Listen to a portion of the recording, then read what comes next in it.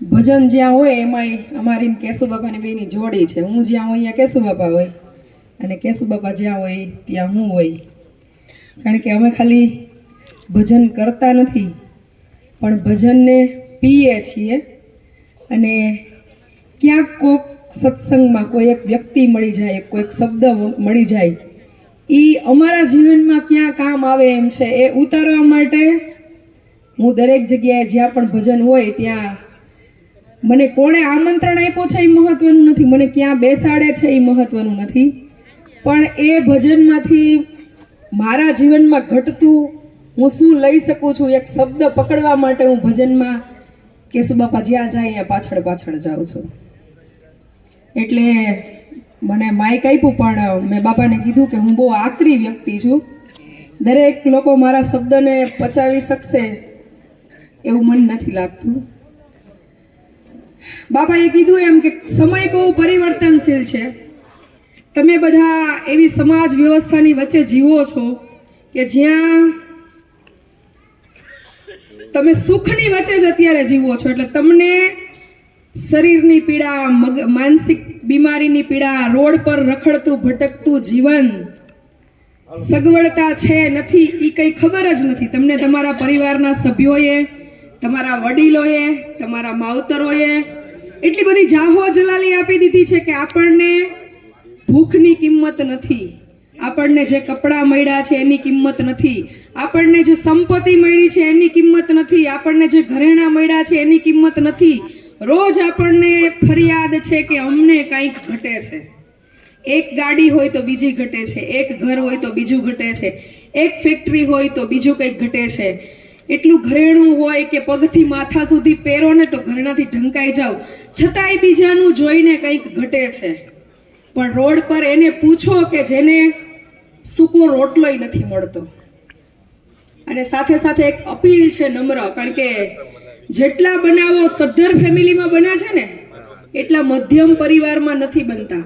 અત્યારે સૌથી વધુ દુઃખી હોય ને તો હું જે ફિલ્ડમાં જઈ અને કામ કરું છું એમાં અતિ સુખી સંપન્ન પરિવારના વડીલો, વૃદ્ધો, માનસિક અસ્થિર બેનો, ભાઈઓ, અને એક કે જેની પાસે ખાવા પીવા કંઈ છે જ નહીં, એનું તો સમજા કે નથી એટલે કંઈ કરી નથી શકતા, એની પાસે સગવડતાઓ નથી એટલે એ રોડ પર રજડે છે ને ભટકે છે.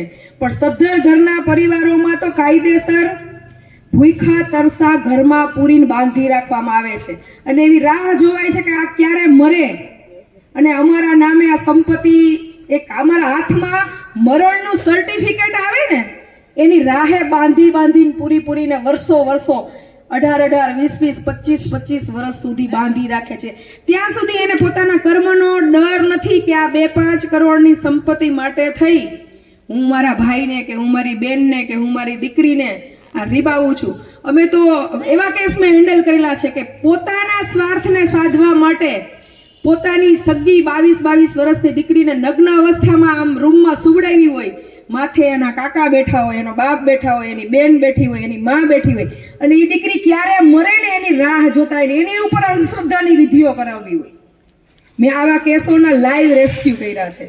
એટલે વધારે કંઈ નહીં, પણ કોઈ પણ સંમેલન હોય, કોઈ પણ સ્નેહ મિલન હોય, કોઈ પણ કથા હોય, કોઈ પણ સપ્તાહ હોય, સત્સંગ હોય, ભજન, આ બધાનું સાર અંતિમ છે વેદો, શાસ્ત્રો, તપ, દાન, કીર્તન, કઈ પણ તીર્થયાત્રા કરો, અંતિમ સત્ય એ જ છે કે તમારા પરિવારના સ્વજનો જ્યારે પીડાય છે શારીરિક કે માનસિક, ત્યારે આપણે આપણી જવાબદારીઓ ચૂકી જઈએ છીએ. એવાય ફોન આવતા હોય, ઘરેથી લઈ જાઓ ને, તમારા પૈસા થતા હોય બોલો, એટલે તમે અમને દઈ શકો, તમે ના હાચવી શકો? આ શરીર છે ને મારું હોય કે તમારું હોય, 3 અવસ્થામાંથી પસાર થશે ને થશે. કાંક કોઈક શારીરિક એવી ભયંકર બીમારી આવશે અને આપણે હેરાન થશું, કાં માનસિક ભયંકર બીમારી આવશે અને આપણે હેરાન થશું, અને કાં વૃદ્ધત્વ આવશે. આ 3માંથી એક ક્રમમાંથી પસાર થવાનું છે. અને આ 3ય ક્રમ એવા છે કે જ્યારે તમારે બીજાની જરૂર પડશે, પછી એ નાનું બાળક હોય તોય ભલે, યુવાન હોય તોય ભલે, અને વૃદ્ધ હોય તોય ભલે, જ્યારે તમે આ દુનિયામાંથી વિદાય લેશો ત્યારે તમારે કોઈકની ને કોઈકની મદદની જરૂર પડવાની જ છે. પણ જ્યારે તમે સશક્ત છો ત્યારે તમે કોકનું કર્યું હશે ને, તો ત્યારે જ્યારે તમે અશક્ત છો ત્યારે ત્યારે ઈશ્વર તમારા માટે કોકને મોકલશે. હું લાઈવના માધ્યમથી વારંવાર કહું છું કે સારામાં સારા કાર્યો કરે ને એનો તો ઈશ્વર છે જ, પણ જે અતિ ખરાબમાં ખરાબ કાર્યો કર્યા હોય ને એને જ્યારે ખરાખરીના ખેલ આવે ને મુશ્કેલીમાં મુકાય ને ત્યારે એનો ઈશ્વર છે એને કોકને કોક મોકલી દે છે, એ એના પ્રારબ્ધ કર્મના હિસાબે. એટલે વધુ કંઈ નહીં, પણ આપણે વૃદ્ધાશ્રમમાં ન જવું હોય, આપણે માનસિક અસ્થિર ન થવું હોય તો આપણે આપણી પારિવારિક જવાબદારીમાં આપણા વડીલો છે, આપણા મા બાપ છે, આપણા ભાઈ બહેન છે, એને જ્યારે શરીરથી કે મગજથી કોઈ તકલીફ થાય છે ત્યારે ઊભા રહીએ. જો આપણે નહીં ઊભા રહીએ તો આપણો એ કાર્યક્રમ ફરતો ફરતો ફરતો એક દિવસ આવશે. હમણાં હું લાવી હતી, વિચારો કે ઈ બા સોનાની તારની સાડીઓ પહેરતા હતા, એને શું ઘટતું હશે જે તે ટાઈમે. આજની તારીખે ભક્તિનગર સર્કલ પાસે એનું 58 લાખ રૂપિયાનું મકાન છે, સાથે સાથે એના ઘરમાં ફ્રીજ, એસી, ટીવી બધું કમ્પ્લીટ છે. 58 નંબરની શાળાના મેથ્સના પ્રિન્સિપાલ, 45,000 રૂપિયા એનું પેન્શન આવે છે, પણ એને વૃદ્ધત્વ આવી ગયું ને એટલે દરેક લોકોએ એનો ખૂબ દુરુપયોગ કર્યો. પેન્શન લેવા માટે થઈને ભાઈને ભાભી ભેગા આવે, રિક્ષા ઘર સુધી લાવે, બેંકે લઈ જાય, પેન્શન ઉપડી જાય એટલે શેરીના ખૂણે ઉતારીને વયા જાય. એને ખાવા પીવાની વસ્તુ કોઈ સગવડતા નહીં એટલે એ બા કુકર લઈને ઘરે ઘરે રોટલો માંગવા નીકળે. પછી એમાં જે રોટલો આપે ને એ કટકા કરીને પાડીએ સૂકવે અને એ અડધો રોટલો પાણી સાથે ખાય. હું જ્યારે લાવી ત્યારે એ ફરિયાદ કરતા હતા કે બેન ગળું બહુ ઘસાય છે ને મને ગળે પાણી નથી ઉતરતું કેમ કે મેં બહુ સૂકા રોટલા ખાધા છે. તો મેં પ્રશ્ન કર્યો કે તમને કોઈ શાક નહોતું આપતું? એને મને એવું કીધું કે બેન એમ બધા કહેતા કે તારે તો 45,000 પેન્શન આવે છે, તારે કુકર લઈને રોટલો માંગવા શું કામ જવું જોઈએ? પણ હું મારા 45,000 લેવા જાઉં છું ને મને રોડ ઉપર ઉતારે છે ને જ્યારે હું એની સામે કંઈ બોલું છું ને તો મારે માર ખાવો પડે છે. એટલે એ શાક મને કોઈએ દીધું હોય ને તો હું 7 દિવસ સાચું છું, ફૂગ હટાવીને એ સૂકો રોટલો એમાં ખાઉં છું. એટલે એક વસ્તુ યાદ રાખજો કે તમારું ગમે એવડી નામના હોય, તમારું ગમે એવડું પદ હોય, તમારી ગમે એવડી પ્રતિષ્ઠા હોય ને ગમે એટલી સંપત્તિ હોય, જેથી તમારું શરીર સાથ નહીં આપે, જેથી તમારો મગજ સાથ નહીં આપે તેથી તમારું કોઈ નથી. અને આ બહુ કડવું સત્ય છે. એટલે વધારે કંઈ નહીં, પણ ખરેખર આપણે હું તો રોજ મારા જીવનને પડે આ જાણું અને હું કોઈ પણ પ્રભુજીને લેવા જાઉં ને તો હું એવું જ વિચારું કે હું બેઠી છું. ટોયલેટ બાથરૂમ વાળા હોય, સડેલા હોય. હમણાં અમે એક બેન લાવ્યા, સિવિલ હોસ્પિટલમાં દાખલ કર્યા, છાતીના ભાગેથી એક સુપડું, એક ઈયળું કાઢી. કેટલી? અને આ ગુજરાતીમાં કહું ને તો આ તો રૂપાળા બધાય છીએ ને, શણગાર કર્યા છે એટલે અરીસામાં બહુ સરસ દેખાય છે. અહીંયા બાયણે લેટ્રિન પડ્યું હોય ને કોઈનું સંડાસ તો જોવું નથી ગમતું, પણ પેટમાં પડ્યું છે એ નથી દેખાતું આપણને. લોહી પરું બીજાના સડે છે ને એ નથી દેખાતા, પણ આ ચામડી ઉચકાઈ નાખો તો આપણા એવા જ છે. એટલે બીજું કંઈ નહીં, આપણે એવું કહીએ આશ્રમો વાળાને ફોન કરીને કે આશ્રમો શેના ખોલ્યા છે, તમે આમાં સાચવવાની ના પાડો છો, લઈ જવાની ના પાડો છો. તો તમને સંપત્તિ મળી ગઈ, જન્મ મા બાપે દીધો, ભણાવ્યા ગણાવ્યા, વારસો આપ્યો, તમને પગભર કર્યા, તમારી દરેક જે જરૂરિયાતો એ પૂરી કરી, તો તમારી કંઈ ફરજ જ નથી આવતી તમારા મા બાપને સાચવવા, ભાઈ બહેનને સાચવવા. અને ખરેખર પરિવાર એટલે શું? પરિવાર એટલે એવું નથી કે લગ્ન પ્રસંગમાં જાવું, નવા કપડાં પહેરવા, આનંદ કરવો, પૂરું થઈ ગયું. પરિવાર તો એને કહેવાય કે જે ખરાખરીના ખેલમાં તમારી હારે રાત દિવસ ઉભો રહે એ પરિવાર. પછી તમારા બ્લડ રિલેશનનો હોય તોય ભલે, બ્લડ રિલેશનનો ન હોય તોય ભલે, બાકી હગો ભાઈ હોય, હગી બેન હોય અને ખરાખરીના ટાણે હામો ઊભો દાંત કાઢતો હોય ને તમારી સામે ફરકવાય તૈયાર ન હોય તો હું તો એવા પરિવારની ઘા કરી દઉં. એટલે હું કહું છું કે હું જગતથી અલગ વ્યક્તિ છું. મને સાંભળવી, મને સહન કરવી, હું આકરી વ્યક્તિ છું. કેમ કે હું આ રોજે જોઉં છું, એક બાજુ રોડે રખડતો હોય, ખાવાના ફાફા હોય, ત્યારે સ્વજનો એમ નથી કહેતા કે આ મારો ભાઈ છે, આ મારી બેન છે, અમને ફોન કરે કે લઈ જાઓ ને, નિરાધાર છે. એટલે અમે પૂછીએ કે એની આગળ પાછળ કોઈ નથી? ના, કોઈ નથી. તો તમે એના શું થાવ? તો કે હું એની મમ્મી થાવ. જો એક માં એમ કહેતી હોય કળિયુગમાં કે મારો દીકરો છે એ નિરાધાર છે, અને પછી ચોખવટ કહીએ કે તમે એના શું થાવ, ત્યારે એ એમ કહે કે હું એની માં છું, તો ખરેખર માં કહેવાને લાયક છે? તો એવા પરિવારને શું કરવો કે જે તમારા ખરાખરીને ટાણે. એટલે પરિવાર છો તો પરિવારના સભ્યોની પહેલી જવાબદારી આપણી બને છે. નહીંતર આવા ગમે એટલા સત્સંગો કરીએ, અમે ગમે એટલા ભજન કરીએ, સ્ટેજ ઉપરથી અમે કેટલા રાડું દેકારા કરીએ, પણ આનો કોઈ મતલબ જ નથી. એટલે તમે જે જગ્યાએ જ્યાં જાઓ છો ત્યાં એક તમારા પરિવારના સભ્યોની જવાબદારી, એમાં મા બાપ દીકરી ના હોય કે મા બાપ દીકરા ના હોય. અમારે એવા ઘણા કિસ્સા આવે કે ભાઈ દીકરીઓ જ હોય, દીકરા ન હોય. પછી મા બાપની જ્યારે વૃદ્ધાવસ્થા આવે, મા બાપે સંપત્તિ હોય દીકરીઓના નામે કરી દીધી હોય, અને મા બાપને જ્યારે આશરાની સહારાની જરૂર પડે ને ત્યારે દીકરીઓ એમ કહે અમે તો સાસરે છીએ, સાસરવેલ કહેવાય, અમે અમારા મા બાપને ન લઈ જઈ શકીએ, તમે વૃદ્ધાશ્રમવાળા એને લઈ જાઓ.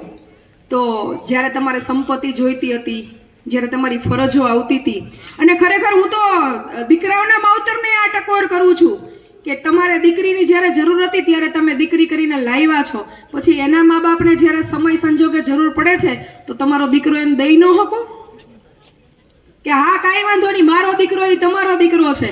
ખરાખરીના ખેલમાં બે પરિવારની સમજૂતી નહીં હોય તો પછી આપણે એવા ધોખા કરીએ કે મારા દીકરાની વહુ મારી સેવા નથી કરતી. એટલે બે પક્ષે સમજૂતી જરૂરી છે.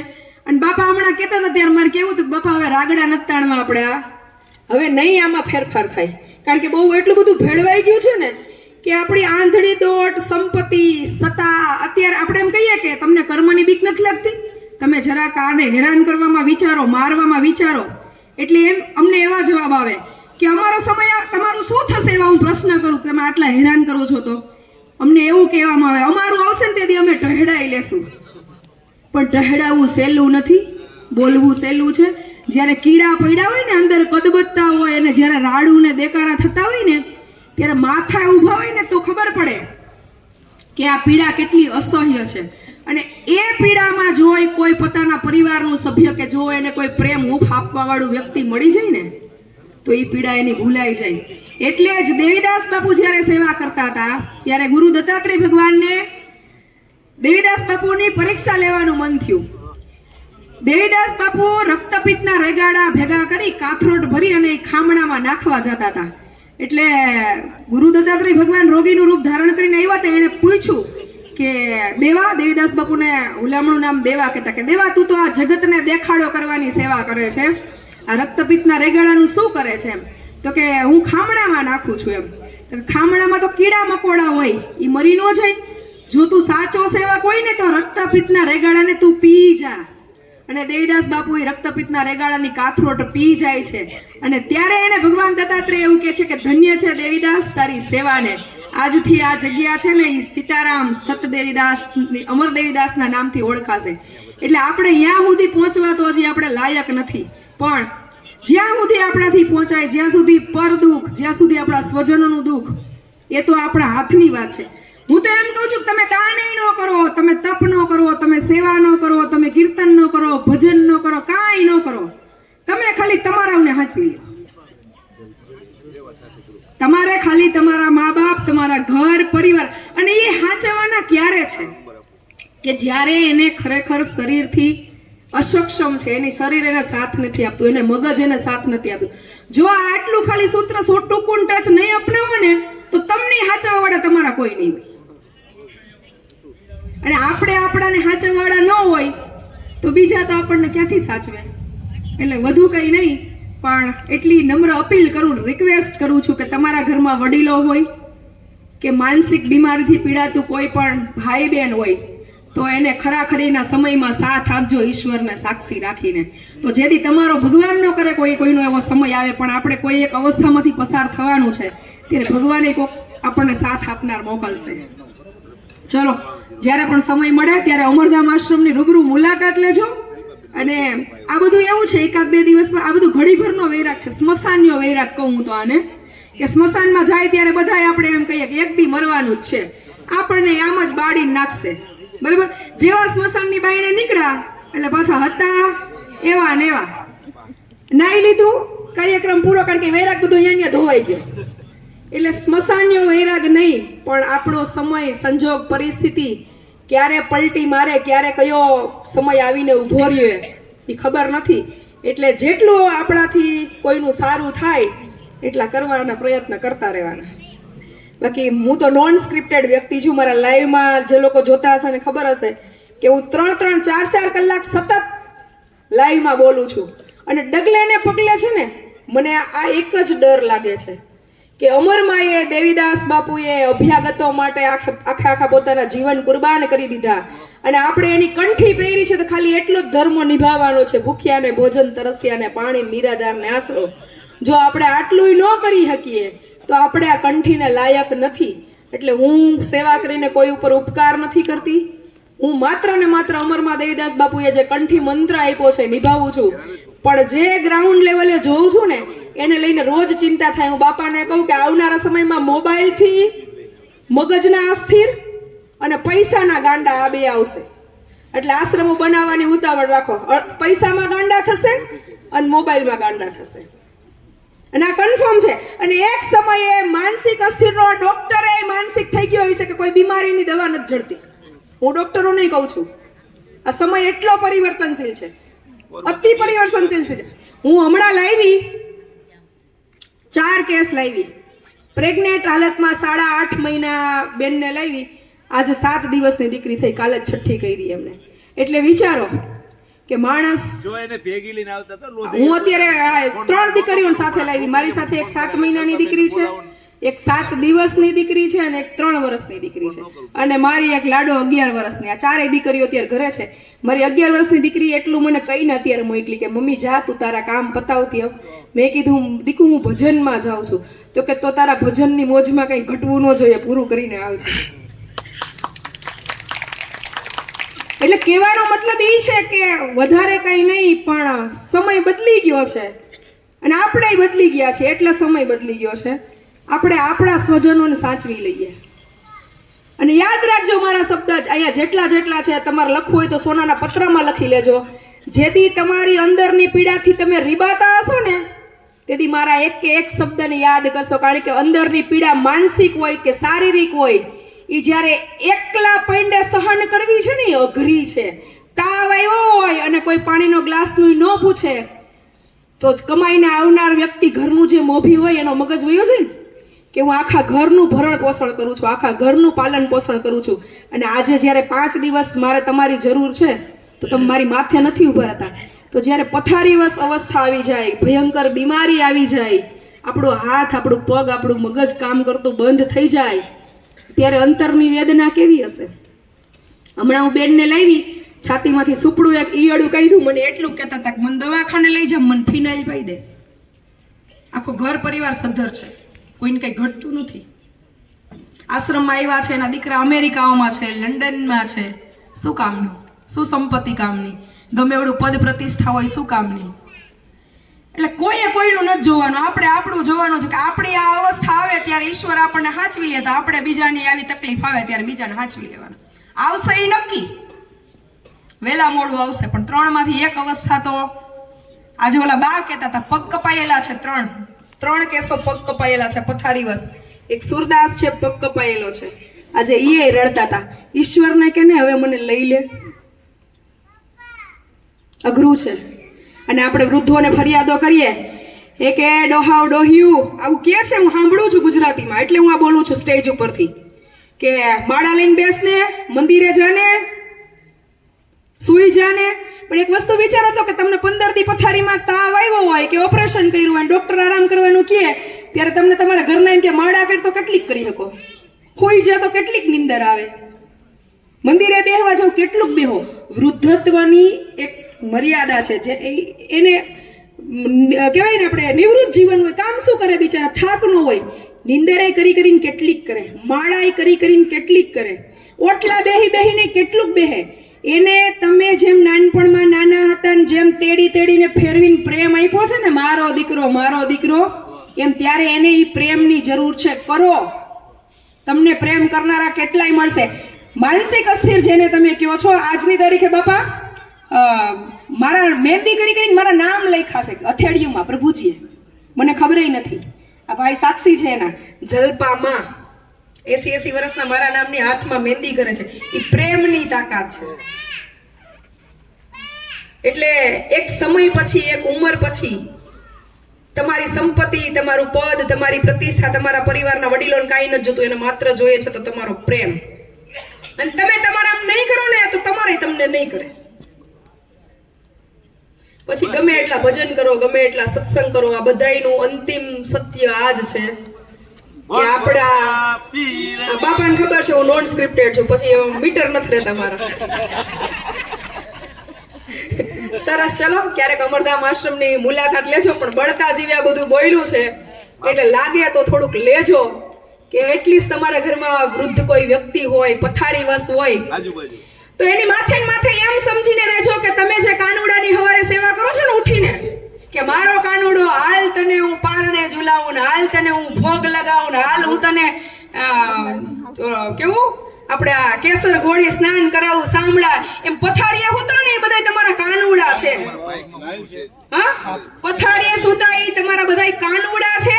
એમ સમજીને પથારીએ હુતા એના સેવા કરજો કે મારો કાનુડો મારે સાવા લેવા આવ્યો છે. ઈ પાણી માંગે છે, મારો કાનુડો માંગે છે. ઈ ખાવાનું માંગે છે, મારો કાનુડો માંગે છે. બરાબર? તો ભગવાન તમારો ભેગો જ છે, ક્યાંય તમારે ગોતવા જવાની જરૂર નથી, ઘરમાં જ છે.